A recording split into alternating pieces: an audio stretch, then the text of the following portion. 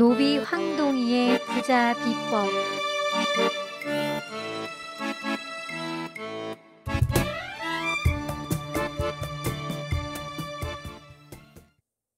어느 날 한양에 살고 있는 송대감댁 노비 황동이라는 자가 점괘 도사를 찾아왔다. 도사님, 저는 가난하게 살고 있는 노비입니다. 도사님이 돈을 잘 벌 수 있는 비법을 알고 있다고 들어 이렇게 찾아왔습니다. 그 비법 좀 알려주십시오. 점괘 도사는 요리조리 살펴보더니 말했다. 네 이놈, 어디서 그런 허무맹랑한 소문을 들었더냐? 한양에 소문이 쫙 퍼졌사옵니다. 가난하게 살던 사람들이 잘 살고 있다고 들었사옵니다. 어허, 이놈이 그래도 정신을 못 차렸구나. 내 꼴을 보아라. 그런 돈 잘 버는 비법이 있으면 내가 왜 이 모양으로 살겠느냐? 벌써 부자로 살았겠지. 이런 바보 같은 녀석을 보았나? 황동이는 고개를 숙인 채 점괘 도사의 눈치를 살폈다. 그러다 문득 복채 바구니를 발견했다. 눈치 빠른 황동이는 재빠르게 표정을 바꾸고 환하게 웃으며 말했다. 아하, 도사님, 그렇군요. 도사님이 가난하게 살아온 이유를 알았사옵니다. 그동안 복채를 안 받으셨군요. 아니면 제대로 못 받으셨거나요. 그러더니 비실비실 웃으며 복채 바구니를 들여다보며 동전 5냥을 넣었다. 점괘 도사는 수염을 쓸어내리다 웃으며 말했다. 이놈이 예절이 바르구나. 어찌 이리도 총명할까? 황동이는 다시 한번 점괘 도사를 쳐다보며 말했다. 도사님, 정말 잘 사는, 아니, 부자가 되는 비법이 없는 것입니까? 너는 왜 부자가 되고 싶은 것이냐? 네, 저는 노비라서 신분 상승이 어렵습니다. 그래서 죽을 때까지 일만 하며 노비로 살아야 합니다. 매일 일만 하고 있어서 팔다리와 허리가 아픕니다. 그리고 몸에 다친 것도 많습니다. 하루하루가 고통스럽고 힘듭니다. 점괘 도사는 눈시울을 붉히며 황동이의 손을 잡아주었다. 올해 너의 나이가 어찌 되더냐? 19세입니다. 제 기억으로는 6세부터 송대감댁 노비로 살았습니다. 저를 낳아준 어미 아비도 모른 채 일만 하고 살았습니다. 점괘 도사는 황동이의 두 손을 꼭 잡고 눈을 감았다. 노비 신분으로 부자가 될 수 있더냐? 네, 그렇게 할 방도가 있답니다. 뿐만 아니라 돈이 많으면 양반도 될 수 있답니다, 도사님. 그 방도를 아는 녀석이 어찌 나를 찾아온 게냐? 도사님, 사실 정확히는 모르고 그저 그렇게 할 수 있다는 이야기를 전해 들었을 뿐입니다. 그리고 돈을 벌 수 있는 방도는 전혀 알지 못합니다. 점괘 도사는 거지 몰골을 하고 온 황동이에게 찐 고구마를 내주었다. 허겁지겁 고구마를 먹던 황동이는 목이 막혔는지 한 손으로 가슴을 쳤다. 점괘 도사는 물 한 잔을 건네며 황동이 등을 살포시 두드려 주었다. 그래, 비법은 아니지만 내가 돈을 벌 수 있는 방도를 알려주마. 고구마를 입안 가득 넣은 황동이는 동그랗게 눈을 뜨고 연신 고개를 끄덕였다. 이놈이 버르장머리 없이 어른한테 고개만 까딱거리네. 젊게 도사는 황동이 머리에 꿀밤을 주었다. 황동이는 급히 입안을 비우고 자세를 바로잡고 귀를 쫑그렸다. 젊게 도사는 눈을 지그시 감고 말했다. 지금부터 내 이야기를 잘 듣거라. 네, 도사님. 무슨 말씀이든 잘 듣겠사옵니다. 인왕산 산자락 아래 산정각이라는 고급 술집이 있느니라. 그곳에 가면 향원이라는 그 산정각 주인이 있는데 내 이름을 대고 일꾼으로 써달라고 말해보거라. 내가 소개장을 써줄 테니 말이다. 네, 도사님. 알겠사옵니다. 일단 그곳에 가면 내가 알려준 대로 행동하거라. 그럼 돈을 벌 수도 있을 것이다. 그리고 양민으로 살 수 있을지 모르니 그곳에서 열심히 일해보거라. 네, 도사님. 그럼 제가 어떻게 해야 합니까? 너는 어차피 출생이 정확하지 않으니 송대감댁을 몰래 도망쳐 나와도 크게 문제되지 않을 듯 싶구나. 송대감이 너의 출생에 대한 비밀이 있을 것 같구나. 그러니 어쩌지 못할지도 모른다. 그 길로 산정각으로 가거라. 네, 도사님. 그럼 그곳에서 무슨 일을 하면 되는 것인지요? 향원이 너에게 일을 시킬 것이다. 산정각에서 술상에 올릴 산삼주와 각종 전과 부침에 사용할 채소를 재배해야 할 것이다. 산삼주를 찾는 고위 관료와 양반들이 많아 산삼으로 산삼주를 만드는 것은 불가능하다. 그러니 너는 산자락에 산양삼을 심고 그것을 잘 지켜야 할 것이야. 아, 그렇군요. 알겠사옵니다. 그리고 야채는 그날그날 조리하고 남은 것은 버려야 하니 그 버려지는 야채를 피맛골 소머리 국밥집에 내다 팔거라. 시들해진 야채를 술상에 올렸다간 양반 술손님들한테 곤장을 맞을 것이다. 아, 그렇군요. 알겠사옵니다, 도사님. 고맙습니다. 그리고 산삼주를 다 마시고 남은 술에 절어버린 산삼은 소머리 국밥을 먹을 때 먹으면 알딸딸하다니 양민들이 좋아한단다. 네, 도사님. 무슨 말씀인지 알겠사옵니다. 그곳에는 무엇이든 사고 파는 중인 장사꾼들이 자주 들락거리니 그 장사꾼들과 친분을 잘 쌓아놓거라. 배울 것이 많을 것이다.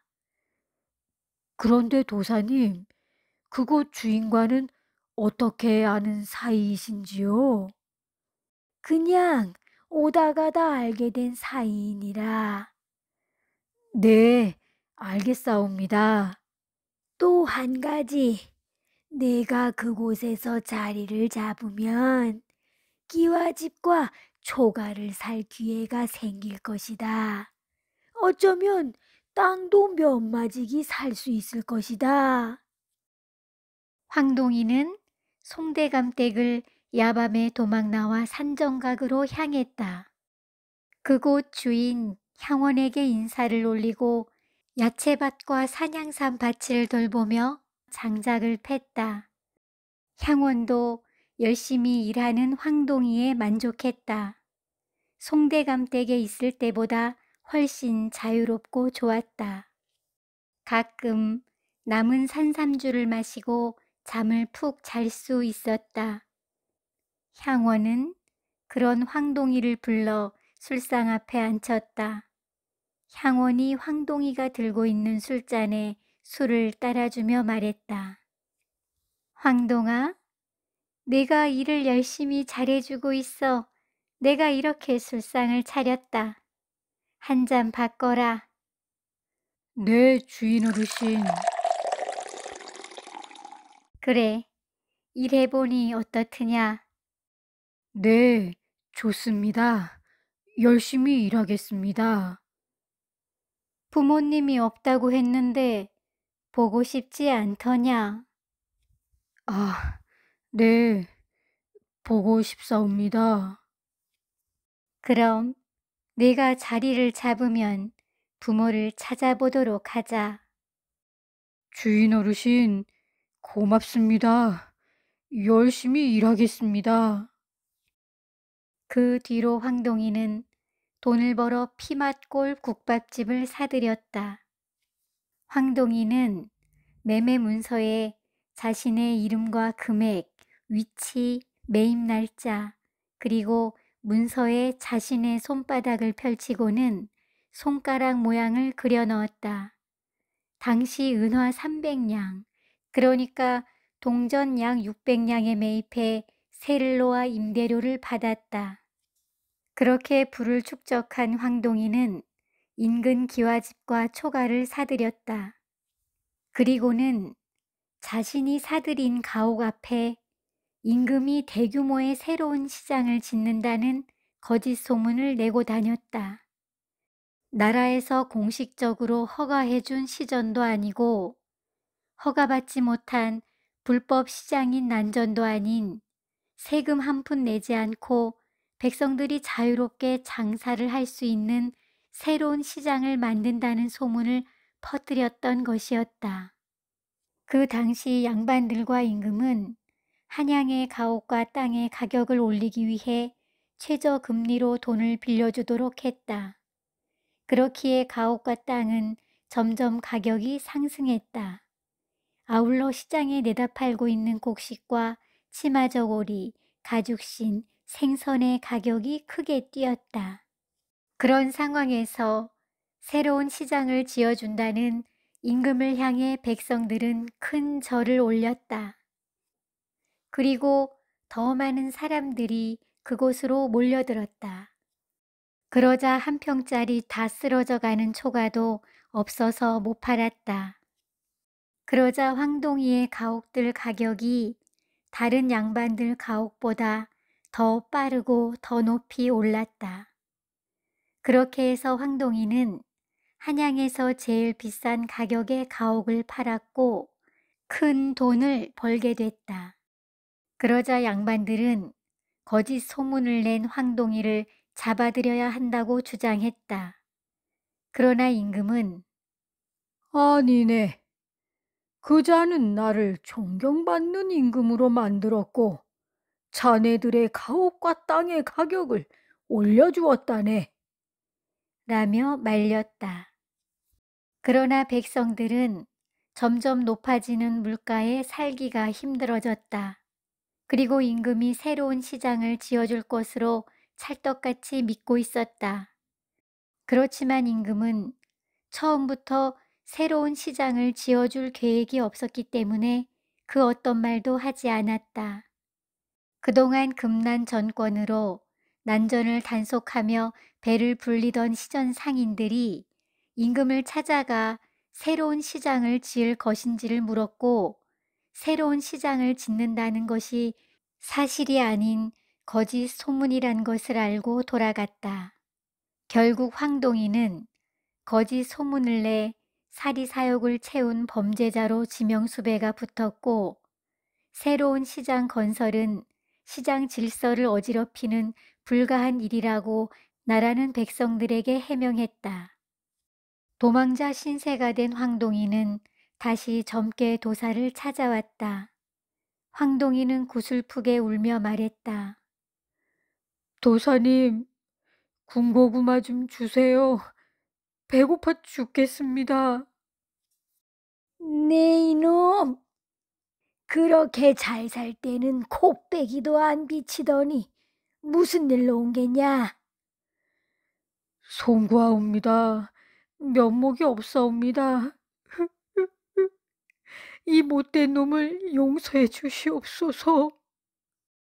내 놈이 고구마 하나 들고 온 적이 있더냐? 배은망덕한 놈 같으니라고.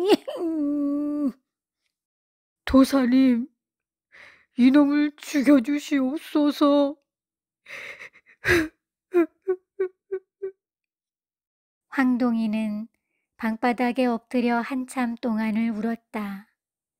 그 모습이 딱했던지 점괘 도사는 치근한 마음에 자초지정을 듣고 나서 이렇게 말했다.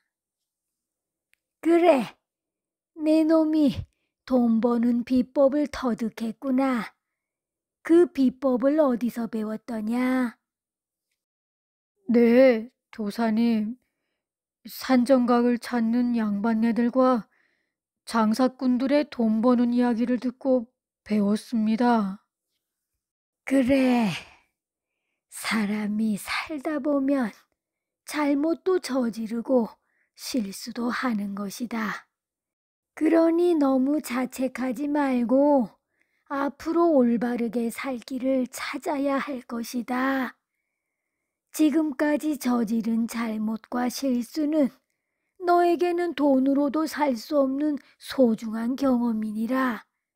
그러니 오히려 감사한 마음으로 다시 열심히 살도록 하거라.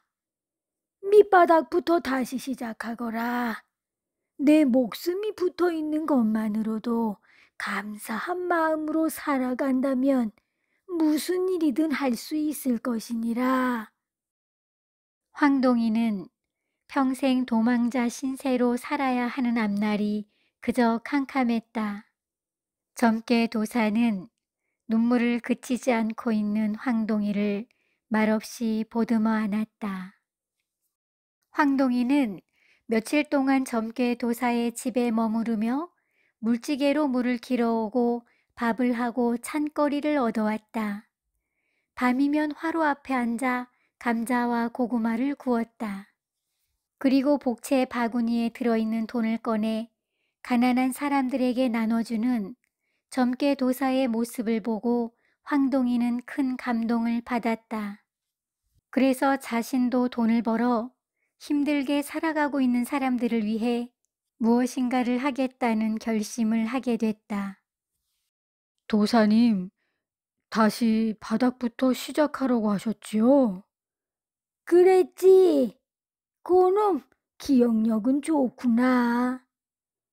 그럼 저는 이제부터 다시 산정각에서 일하겠사옵니다. 내 놈이 이제야 결심이 섰구나. 좋다. 내 산정각에 전문을 보낼 것이다. 도사님, 고맙습니다. 다시는 이런 일이 없도록 열심히 일하겠사옵니다. 그 이후 황동이는 산정각에 들어가 다시 일을 시작했다. 산정각 주인은 말없이 황동이를 받아주었다. 그러나 황동이는 군졸로부터 잡히지 않기 위해 밤에만 일해야 했다. 산정각에서는 밤에 할 일이 많았다. 황동이는 술 마시러 온 양반네들 가마매는 하인들에게 술상을 차려주고 그 사이 그 가마 안에 먹을 것이며 돈을 넣어 다니며 가난한 백성들에게 나눠주었다. 군졸들은 감히 검문새가 양반의 가마를 세울 수는 없었다. 그래서 황동이는 밤마다 산정각 일꾼들과 함께 가마를 메고 안전하게 고을을 돌아다닐 수 있었다. 황동이는 그렇게 힘들게 번 돈을 좋은 일에 사용했다. 그러자 황동이의 가슴 속에는 큰 기쁨들이 차오르기 시작했다. 진정으로 부자가 된 느낌을 받았다. 황동이는 자신도 모르게 돈이 있으나 없으나 부족한 것 없이 사는 일은 불가능하다고 생각했다. 그리고 돈이 많았을 때는 오히려 만족하지 못하는 마음이 더 커져갔었다. 밤마다 점괘 도사가 떠올랐다. 놀랍게도 평생 자신을 숨기고 살아야 하는 캄캄한 현실에서 밤마다 환한 빛을 보게 됐던 것이다.